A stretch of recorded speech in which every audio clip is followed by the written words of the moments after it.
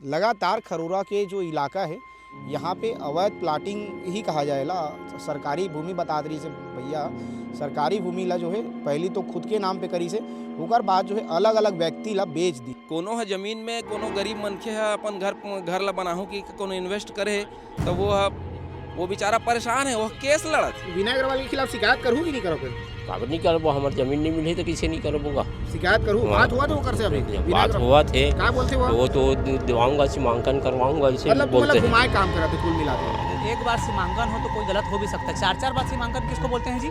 उसके बाद अपर कलेक्टर का आदेश भी झूठा जी। ये सरकारी भूमि रही से, ये जो जमीन है ये सरकारी भूमि रही से। सरकारी भूमि रही से आप एक रिकॉर्ड निकाली हा और कहूँ 35 साल पीछू जाहू ये जमीन ला देखे तो ये है सरकारी जमीन है, ये चारागाह है। तहसीलदार ने लिख के दे दिया उस किसान को कि भाई ये जमीन आपके द्वारा अवैध कब्जा किया गया है, तो भी नहीं मानना। उसके बाद अपर कलेक्टर का बात को नहीं मानना, तो ये क्या है? मनमानी है ना कलेक्टर में। हाँ, ये आतंकवाद है, राजस्व आतंकवाद इन्हीं को कहते हैं। सरकारी संपत्ति आपकी अपनी संपत्ति की दिस तो यमन तो अपने संपत्ति बना लिस, यमन बेच के अपन लोग लइकल अमेरिका में पढ़ावा थे। जमीन होकर विवादित निकले, इसने कितना जाने इस जगह में? करीबन 6-7 लोग होंगे विवादित। 6-7 आदमी इसने जमीन बेचे। आप अभी बड्डी में चलिए, बड्डी में इतना हरा भरा आसपास में जमीन था। बड्डी में अगर कल सीमांकन करवाएंगे तो वहाँ कम से कम 50 एकड़ जमीन अवैध कब्जा निकलेगा।